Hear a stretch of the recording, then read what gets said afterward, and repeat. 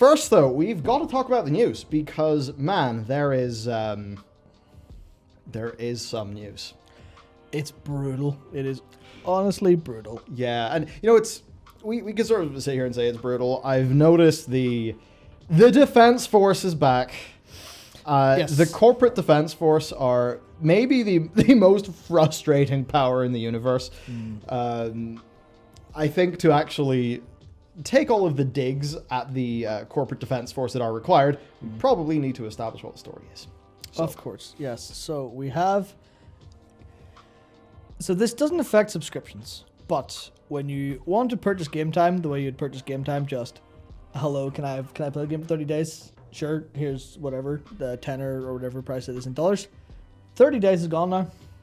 You can no longer just pay up front for 30 days. It's now two months is the... Yes. 2 months is the minimum. And it's just, the reasons for it are so... It's hard to put into very simple terms without saying things like evil or horrendous at the start, but it's... It is, I would say, it is tweaking the knobs of the money machine in such a way that is positive for the bottom line. And that's the sort of thing a business is obviously going to do. Yeah, of course.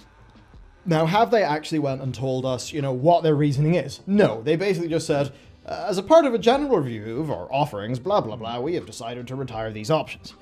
Now, the thing there is, you still can get 30 days of game time, but you can only do it via a recurring subscription.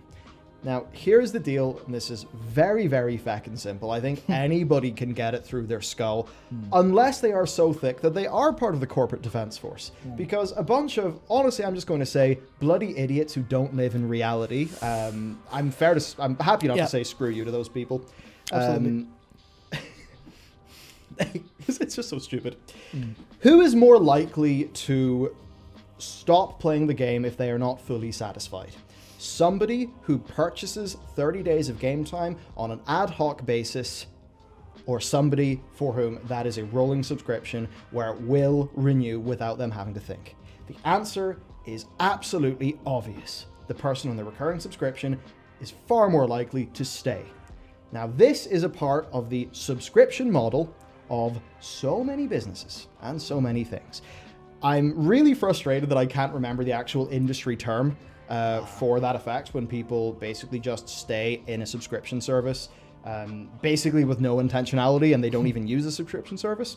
But the thing here is, it's all about decisions. And managing the decisions of people is basically a core part of business. And it is something that I think everybody who is a consumer should be aware of, because this is the sort of thing that companies will do on you. And the more that you're aware of it, hopefully the more you're able to think. So if you are buying game time in a non-renewing fashion, then at the end of that 30 days on your battle.net client, it will say you have no time left. You must buy some more time. At that point, you are presented with a thing called a decision. So you then have to make your own determination on whether you want to keep on playing. Now, if it is a rolling subscription, and, well, if it's a rolling subscription, that decision point does not happen by default. It only happens if you have basically a lot of dissatisfaction enough to manifest that intentionality needed to cancel the subscription. Yeah. And this is where it comes back to the corporate defense force. You obviously can just do a 30-day subscription and cancel it when you don't want to. But at the same way, we all know there is a reason why every service in the universe gives you a 7-day free trial. Yeah. The chances of you forgetting about that free trial are humongously high. It's just a core part of business models. It's one of the reasons why, I mean, if you're on Apple, right, you're on iOS, and I'm sure it's the same for a lot of the apps in Google, they'll have their extremely expensive, sort of short-term options, and they'll just be trying to push you into that, longer-term option, because then they can guarantee 6 months worth of revenue for you, even if, on average, you'd only really want the app for 3 months. That's kind of just standard practice. So for Blizzard's perspective here, it's pretty obvious what they want to do. They want to ensure, they want to make it so that there are fewer decision points for the World of Warcraft player. Fewer forks in the road. You know, your subscription has ended. Do I go this way or do I go this way? They want less of those decision points. And that basically just means you are less by default on a 30-day rotation forced to reevaluate your World of Warcraft subscription. That evaluation will only happen once, as I said, your dissatisfaction reaches a high enough point that intentionality will manifest, instead of you being constantly reminded every 30 days, oh, do you want to edit, do you want to hit that buy button again? And that's obviously why they're doing this. Now, the other thing there is it means that for somebody who just casually wants to try out World of Warcraft or see what's going on, or for somebody who just wants to come back for a patch, well, for a lot of World of Warcraft patches, if you are not a super big end game player, you maybe just want to come back for 30 days. And in that 30 days, perhaps you just want to go and, play through the story content, basically see what's up, do your stuff, and then leave. So a lot of those people, they just go for a 30-day and then they reevaluate.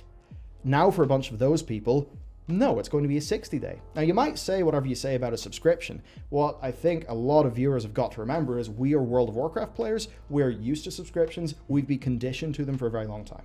It's like that for MMO players.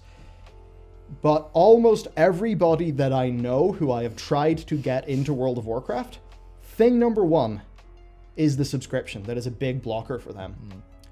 So it's an interesting situation. Ultimately, if a company reduces your choice as a consumer, it's obvious why, right?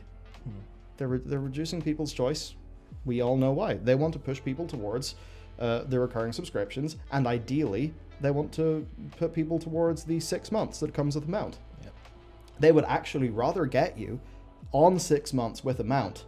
They'd rather get you to do that than just buy the store mount. Because that's how they've basically orchestrated the deal. And fair enough there, it does make a lot of sense. It's just that thing of trying to stack the value proposition super high at the start, and it's that sort of thing where if we were in the Legion expansion, I think people would be a lot more okay with that, because 6 months and a mount, and there's a patch every 77 days, people would feel pretty great. Yeah, for sure. But now, well, you use the massive hype of a new patch and a new whatever, because this is what they do for the major patches. Then they do a new mount deal, and they want you to give them 6 months worth of revenue, even though, can we be completely sure you would actually want to actively be playing for all of those 6 months? I mean, look, this is just Business 101, just us explaining it, but and it's sad that I think this needs to be explained, but based on the absolutely pathetic and embarrassing corporate defense for some of the tweet responses that I got, yeah, it's incredible. Like, people actually see criticism of a business model seemingly as criticism of their identity as a World of Warcraft player. I think that's very embarrassing. That's where Blizzard got their success from, effectively. Yeah, you create the culture, and then if somebody is seen to be attacking the culture, then for the player it's seen as attacking the community, attacking the community they're in, attacking their tribe. They take it personally, and that's why they get so up in arms. I have to wonder if that's why some WoW discussions can go, internet discourse. Yes. Why it can maybe go so sour so quickly, because of that factor. That's the dark side of, it's the dark side of Jay Allen Bratt getting up there at BlizzCon and monologuing about the power of community and bringing people together and all of that stuff. Because at the end of the day, it is a soulless corporation, one that I would say is full of soulful, lovely people, but it still is that big corporation. So yeah, and then there's also people, talking about, somebody mentioned there, thank you for reminding me to cancel my 6-month subscription. Not quitting, but it's a good reminder. Yeah, it was Tom Harrington. And that's the thing. Hey, Tom, if you want to quit your 6-month sub now, use that money to play some other games, and then just go play some World of Warcraft, whenever there's a new patch. That's obviously the most efficient use of your money to get the most entertainment in return. Yeah, that's one of the things that I expect people to talk about this a little bit, where the fact that here they removed the 30-day, but also the 90 and 180-day options. So I imagine there's a lot of defense coming going, oh, well, if they wanted to earn the most money, they would remove the 60, they would remove the 60 and keep the higher end ones. But if they move you to the sub, this is mostly speaking from personal experience here, but I don't know how many yearly subscriptions I've been a part of because I just forgot to renew. There's a couple Evernote. Yeah, Evernote. Evernote was one of them. I've been subbed to a PS Plus annually for about 6 years now. And to be fair, like, especially the past couple of years, it's been great. It's been absolutely worth like 50 quid a year for that. But there was like the first 2 years, I was like, shit. There's the notification on my phone. I'm like, I guess I'll stop that. But it's just like, now that it seems like, that could be used as a defense. Oh, dear. Whoops. There goes his Very mic. nice. Sorry about that. It feels like that could be used as a defense, but it's ultimately all in the game of just getting you to sub and forget. As sad as that is, that's I don't know how much revenue that would account for, but it would be significant, I think. Yeah, and there's another really big thing here as well. So a 6-month subscription. Now look, unless something is daily or weekly, I'm not going to remember it. Of course. I mean, if there's an Expanse episode coming out every week, Wednesday night, I will remember that. If there's an Expanse episode coming out every fortnight on Wednesday, I will forget it. Not a clue. If there's a subscription renewing every 6 months, I will forget it. So, go onto the subscriptions tab of your like Apple account to just see all the subscriptions in your phone. And do it right now as you're watching this stream. And your jaw will probably drop at the amount of money that has flown away without you noticing. And I'm not sitting here saying it's a super mega evil thing, but it is something I don't like. And there is actually one company who's surprisingly reasonable about this. It's Slack. Oh, Slack. Slack have their fair billing policy, and it's actually pretty awesome because our Slack bill for the company does fluctuate over time, because if somebody is actually not active during a month, Slack will just either discount you or just give you credit, against your next bill. And I thought that was like, wow, they're actually making it so that I'm only paying for what I use. How bloody reasonable, which I doubt you're going to see anywhere else. But look, that's basically the situation, right? This is all stuff about money. This is all about the psychology of decisions.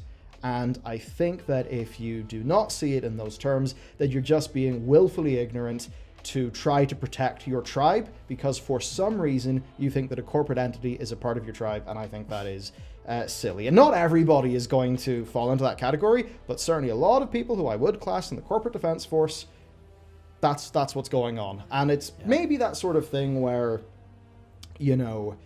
it's maybe that sort of thing where as time has went on, we have found less culture from our community, and we've found more culture from these like opt-in online things. And that just kind of means that the modern like community, the modern tribe is these sort of, sort of fictional identities, like, World of Warcraft or whatever.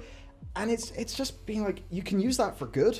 And the amount of people who meet each other and get married in World of Warcraft, make these incredible relationships. I mean, so much of hang out with our guild. That's all the awesome stuff. But you've got to be able to take the really awesome stuff and then ensure that you're not exploited. It's a little bit like parasocial relationships. I actually believe Asmongold put out a Zachrar video about parasocial relationships. Yes. I've not actually looked into it yet, but people should remember that the parasocial relationship thing, that can happen from a streamer to a viewer. It can also happen from a corporate entity to a customer. Just that the difference is, Asmongold is not sitting there trying to optimize his subscription, in this sort of way. Yeah. A corporation can, bring to bear an extremely highly paid and large data science department to make these things. You can build statistical models, you can factor in the abandonment rates, the churn rates, and all of that jazz, and you can very much find out that removing the 30-day option, making it 60 only, and then getting as many people onto recurring, you can actually find that you can move the needle on your profitability without actually growing your player base. And I'm not saying that as like, oh, this is terrible and evil, but it is something you can do. And if you hire a bunch of data scientists, I mean, you're going to get that. So that's mostly what I've got to say. I don't know. Do you have anything else to add on this fun shebang? Nothing really too intense. It's just, well, I guess it's worth considering almost as a counter to being afraid of culture from a corporate entity or something like that. I would say it's about incentives, and almost it's trying not to be mindless when stuff like this comes up. Yeah. It's trying to think deeply about like who has what to gain from this.